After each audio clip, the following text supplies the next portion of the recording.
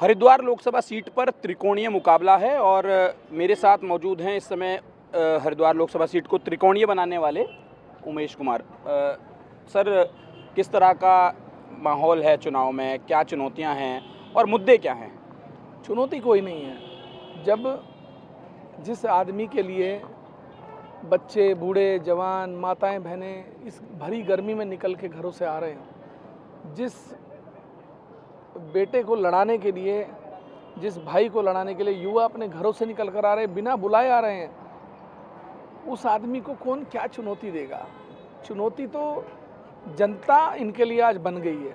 आज भाजपा और कांग्रेस दोनों के गले में फांस फंस गई है कि करें तो क्या करें। उमेश कुमार से लड़ें तो कैसे लड़ें, क्योंकि उमेश कुमार चुनाव नहीं लड़ रहा। चुनाव तो मेरे हरिद्वार की जनता लड़ रही है, मेरे हरिद्वार के लोग लड़ रहे हैं, मेरे छोटे छोटे भाई बहन, माताएं बहनें, बुजुर्ग लड़ रहे हैं।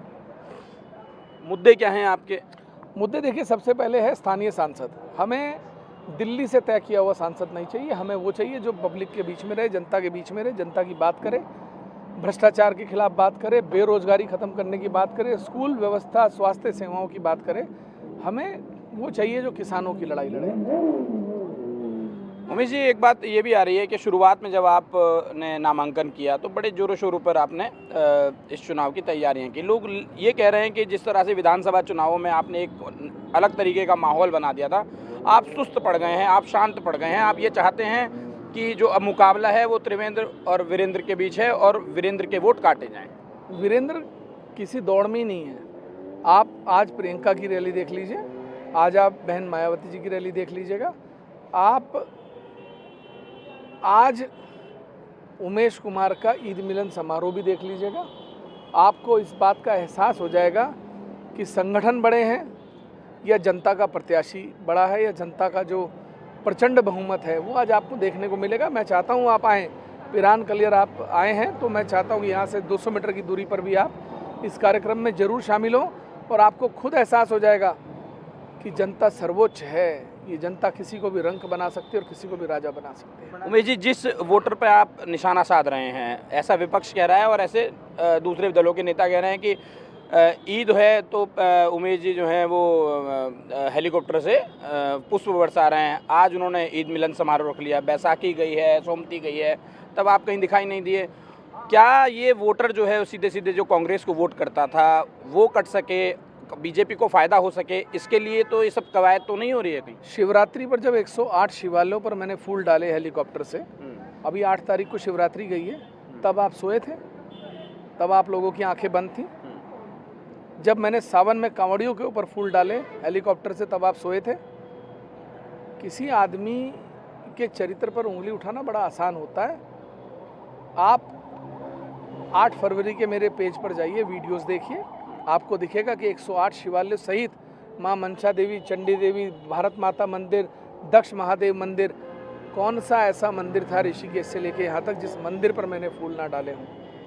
रविदास जी की जयंती पर मैंने हेलीकॉप्टर से फूल डाले। अगर मैंने ईद पर नमाजियों पर फूल डाल दिए तो कयामत आ गई। ये गंगा जमुना तहजीब का देश है, ये हिंदू मुस्लिम सिख ईसाई की सभ्यता वाला देश है।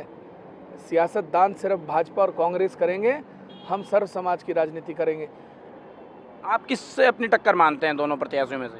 मैं कांग्रेस को किसी गिनती में ही नहीं मानता, मेरी टक्कर ही भाजपा से है। और त्रिवेंद्र से तो आपका पहले भी 36 का आंकड़ा रहा है, कोर्ट कचहरियों के मामले दोनों के बीच में। 36 का तो मेरा दोनों से रहा है, उसमें कौन सी बड़ी बात है। भ्रष्टाचार के मामले मैंने इनके उजागर कराए, हरीश रावत जी की मैंने सरकार गिराई, त्रिवेंद्र सिंह रावत जी के खिलाफ मैंने भ्रष्टाचार के मामलों में सीबीआई जांच के आदेश कराए।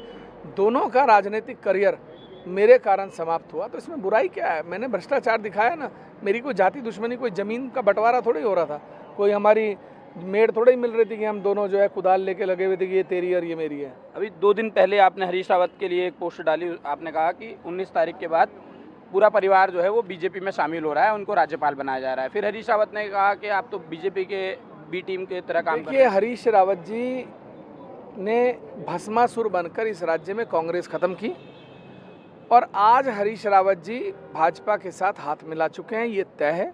उनकी अंदरूनी पिक्चरें जो उनकी मुलाकातें हैं मोदी जी के साथ वो सामने आ गई हैं और उनका बयान भी आ गया है कि भाजपा ने कांग्रेस के कार्यकर्ताओं की जगह ले ली और हमारे कार्यकर्ता निष्क्रिय हो गए हैं।